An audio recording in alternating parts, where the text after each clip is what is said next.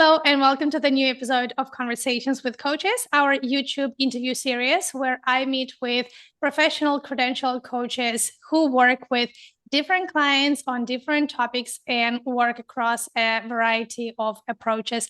And today I'm very happy to introduce Pam Morrissey, who is a coach for expat moms.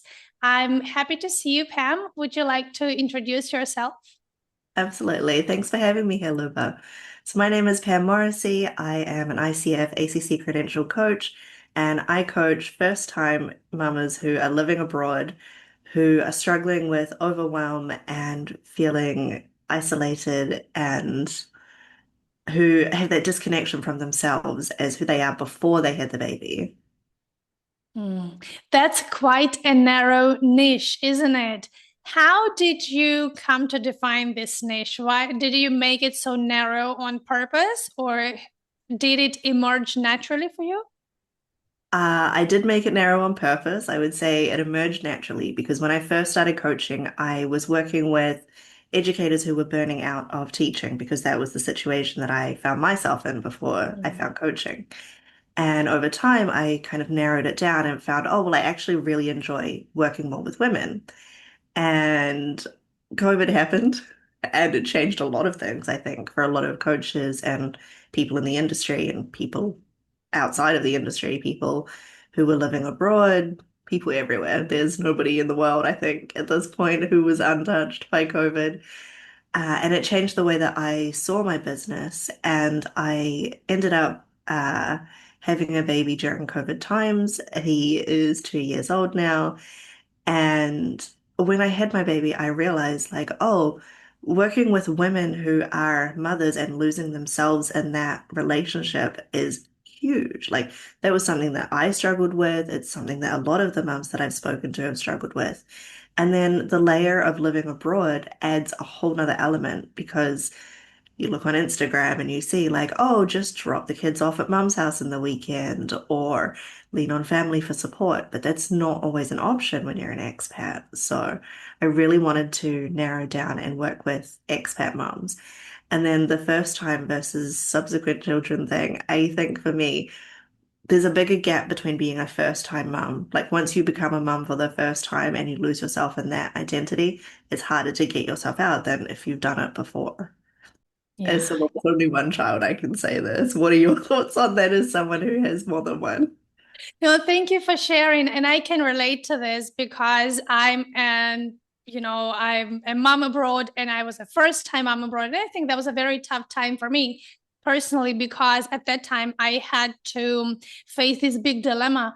Do I quit my full-time job to take care of my daughter, who I really wanted to have, or do I keep my job and the career that I really loved as well, right? Like when you have to choose between the two things that you love, it's a tough choice. And again, because you don't have extended family around, right? It makes it a lot tougher. So I wish I had a coach back then who could have helped me. But I had to struggle on my own and it was not easy. So yeah, I can relate to this. And I agree that the first time mom experience is different from having a second child when you're already more flexible and more confident, I guess, and you have some experiences or some valuable contacts, or the circle of people who can support and relate to you. So definitely that's a great group that you chose to support. You also mentioned this topic of moms losing themselves.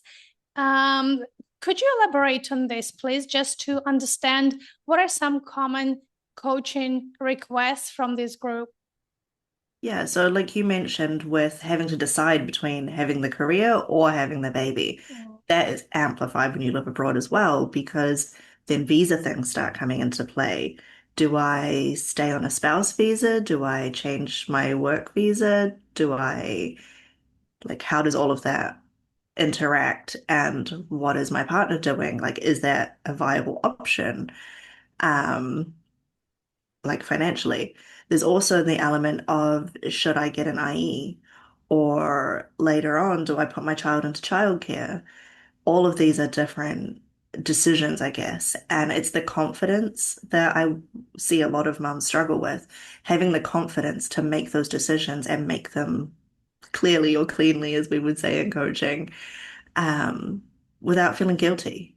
Because that mum guilt, every client I have worked with that has been a mum suffers from mum guilt in some way or shape or form.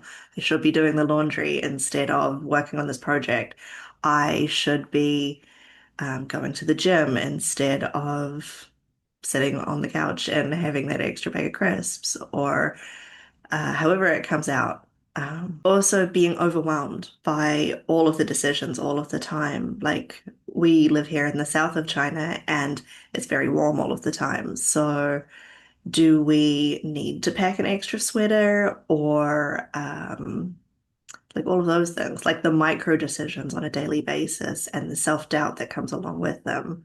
And then, yeah, being isolated is a huge part of it, especially when like friends who don't have children don't necessarily like have the same struggles or understanding of things like sleep schedules and wake windows. And in the early stages of being a mum, like that is very dominant. And things like sleep deprivation, they definitely affect the quality of life. And I see a lot of mums going into survival mode and losing themselves in that. Okay, I have to get the routine. This has to be like this has to be like this. But I don't make time for myself and my hobbies and the things that keep me being me.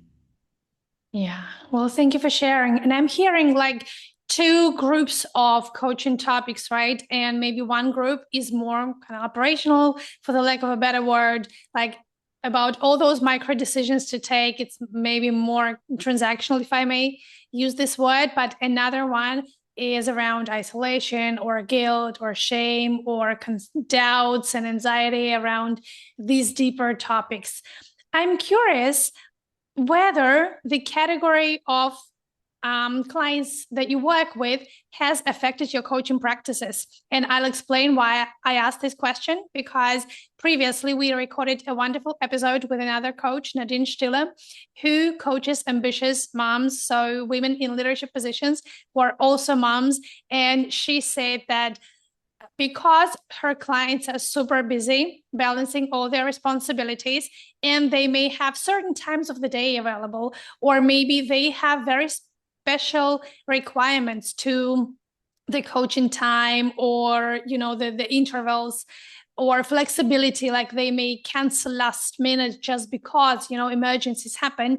And she made a decision to be super flexible in her coaching practice, well, within reasons, of course, right, within some boundaries that suit her and her clients. But she said, yeah, maybe I know I need to be more flexible in how I organize the whole process, because my clients are a special category of clients. So I'm curious, what is your experience with this? Definitely. I have noticed myself becoming more flexible with clients as time goes on. Like one of the things that I have implemented is instead of having like a 60-minute session, it starts at 10, finishes at 11, I will book 90-minute sessions. And that gives a 30-minute buffer so that if a client is late because they're in the middle of feeding, or the baby just will not go down, or they need to leave a little bit early, then they have that 60-minute session, but they have a 90-minute buffer if they need to pause in the middle of a session as well. Yeah, well, that's very flexible. And I think that's nice to discuss such moments, especially newer coaches, when they just start to design their practice. They always have these questions like, how long should sessions be? How do I define the session duration, session times, or schedule, or a cadence, or anything like this? And I guess when different practitioners are sharing their practices, it shows how flexible this work can actually be. Absolutely. Another thing I've done with flexibility is I have a monthly retainer. So clients that I have worked with that are no longer going through the program, if they would like to continue working, then we go create that agreement. And I usually say something like, okay, you can have 120 hours or 120 minutes per month, but you can decide how you want that. If it's 4 30-minute sessions, like once a week, if it's 2 60-minute sessions, like however you want to break that up, we can be flexible with that. Okay. You mentioned the word program, and that made me really curious whether you offer something, specifically designed for them, or to what extent do you customize this? Because I guess very often we say that we can't really be prescriptive in coaching, right? Because we don't know what's going to emerge. But at the same time, many coaches use some structure and programs. And what's your approach? How do you do this? I have a program that I have developed, but I haven't tested on anybody yet. Um, So in my program, there are three stages. The first stage is about recognizing patterns and permission. So for me, that's recognizing the patterns that are holding clients back and helping them give themselves permission in those areas to be the woman they want to be while also being the mum that they want to be. Does that make sense? Of course. In the second part of the program, they learn to reclaim what's most important to them. So that's about what is good enough as a mum, as a woman, as a partner, and also setting out what the non-negotiables are. I must have in my calendar from 3 p.m. until 7 p.m. I am on mum duty. Nothing else is happening in this time every single day. This is my schedule. And when I go to book things into my calendar, if someone says like, "Oh, can you meet me at 4:30 for coffee?" I go, no. Unless I can arrange childcare beforehand or bring my kid, not happening." And like visually seeing that daily reminder is something that has been really useful for a lot of clients. And then in the final part of the program, it's about radiating confidence. So being able to set the boundaries with the partner and say, hey, I need to go and meet this friend for coffee or we're going to have a problem. And then like communicating everybody's needs in a way that honors what you need as a person as well as what the family needs. And I can see how this structure can be helpful for your category of clients because you mentioned all those micro decisions your clients need to make about sweaters or childcare, etc. And I imagine they may not have time to think about like, what's my coaching topic for today? Or I come to this session, I don't have a topic.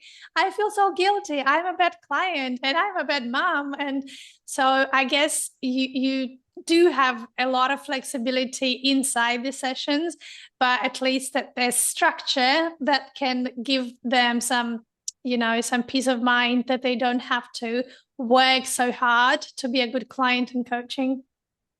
Exactly. That's my hope is that it can provide like the program can provide a sort of support. So it's not telling you this is what's wrong with you. This is what you need to do first. This is da da da da.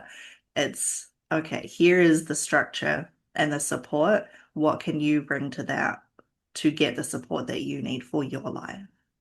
Hmm. So, what other challenges are your clients facing that you work on? What are some typical topics outside? Are there any topics outside of the mom role? Yeah. Um, Career is a big one. Mm-hmm. Career and hobbies, like the things that make me me.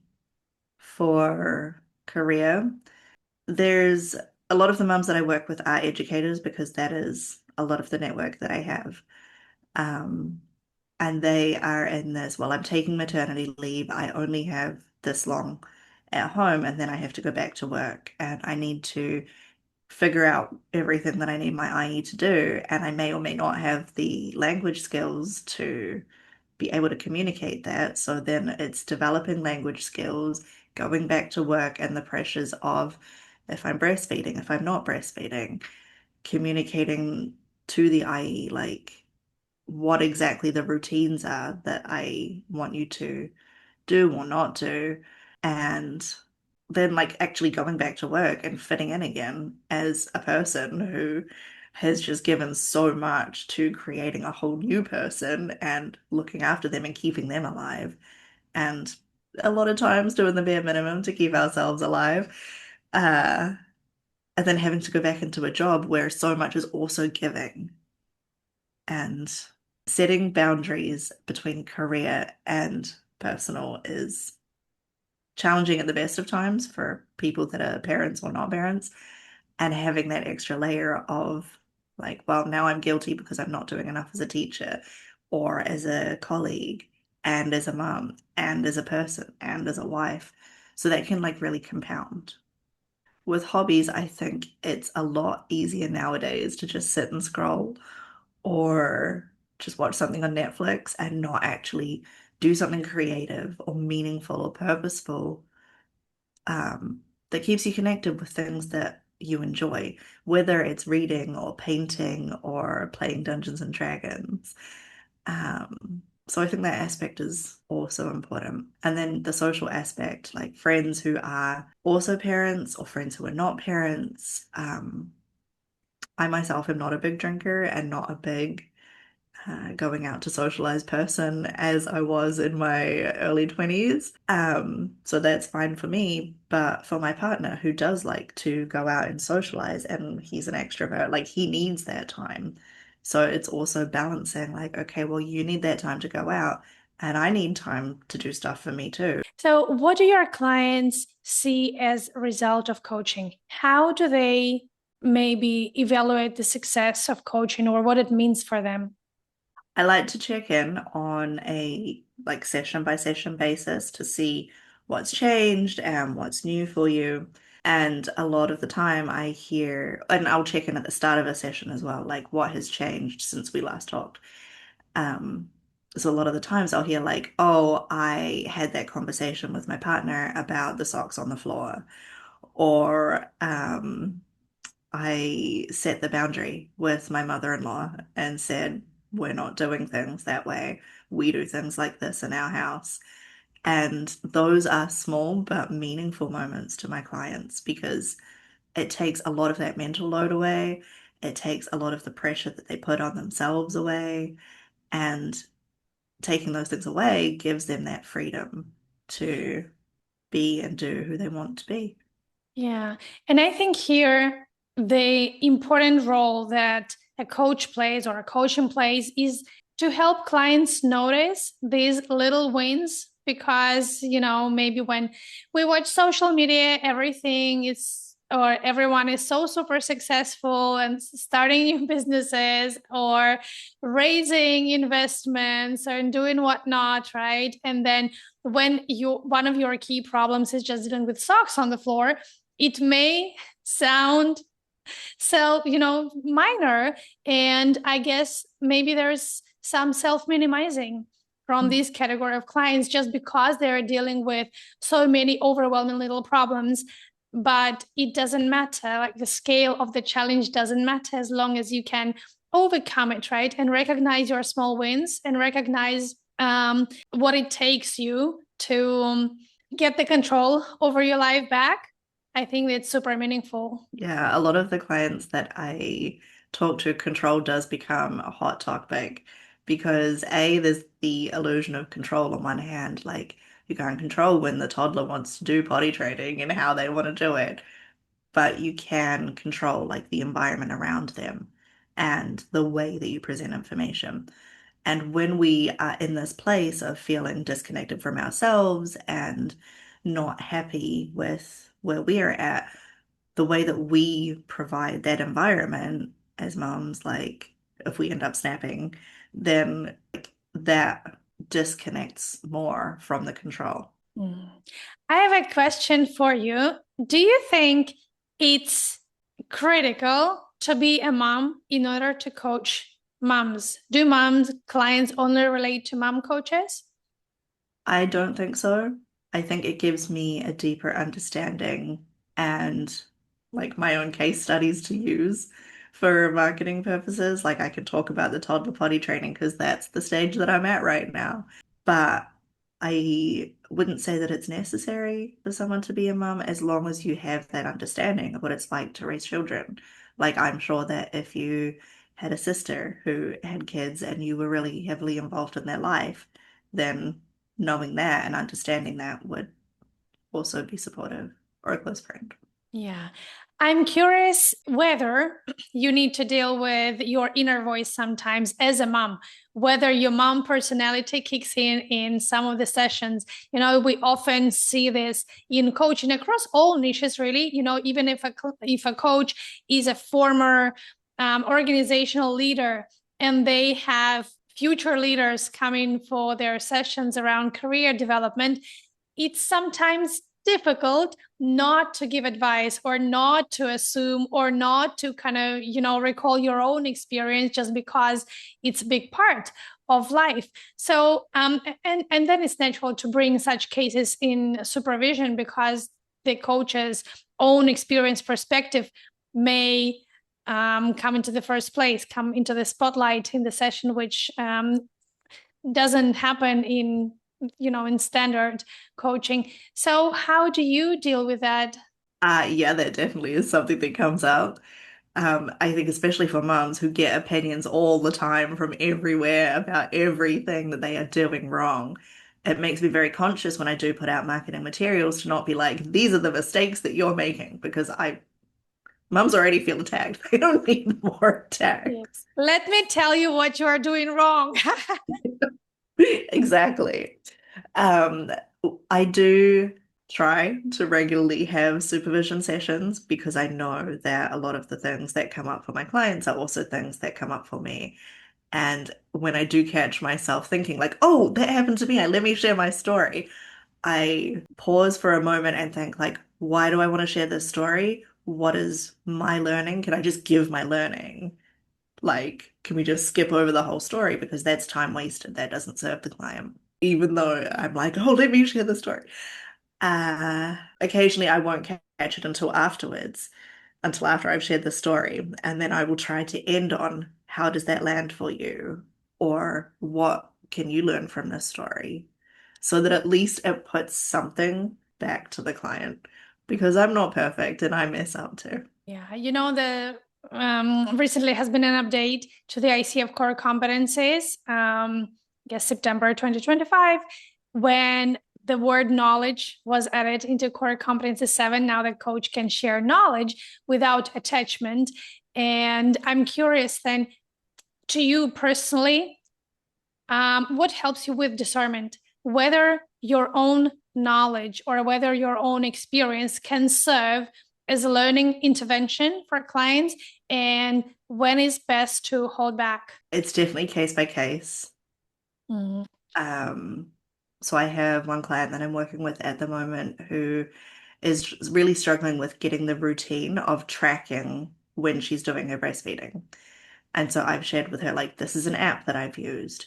And like, I would get myself set up, get the baby set up, and then have my phone open, have my water over here. And then as soon as I get the latch, for example, I would hit start on the timing.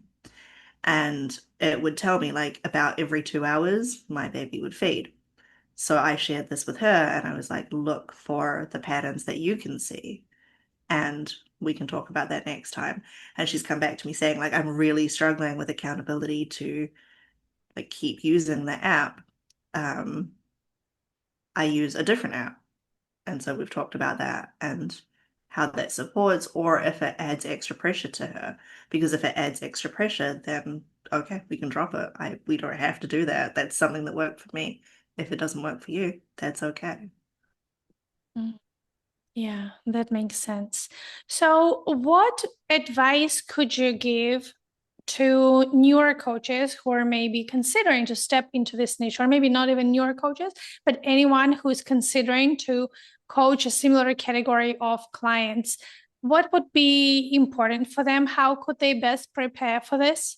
I would say get super clear on what the problem is that you want to solve specifically. That has been the biggest piece of coaching or business advice for me over the last year has been one specific person, one specific problem.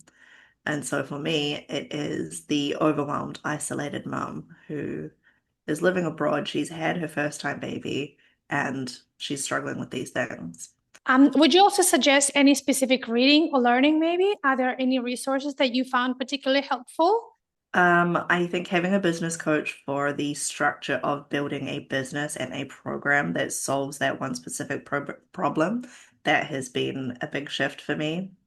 In terms of like resources, I did a coaching certification, like the CCE hours, through the Holistic Coaching Program Network, Institute, Holistic Coaching Institute. And I found their program really helpful. I love that model because it incorporates like physical dimensions of being and wellness, mental, emotional, social. I think all of these aspects are things that are deeply important to me, but I don't think they're necessarily spoken about or thought about, like maybe physically and mentally, but not so much the rest of them. Yeah, I guess it might be overwhelming sometimes, just to meet another person or a client who is facing overwhelm. So, what do you find helpful to regulate yourself? How do you stay resourced for your clients? Supervision. I know a good supervisor. If anybody needs a recommendation, you can leave her details in the comments, or you can subscribe and follow for more.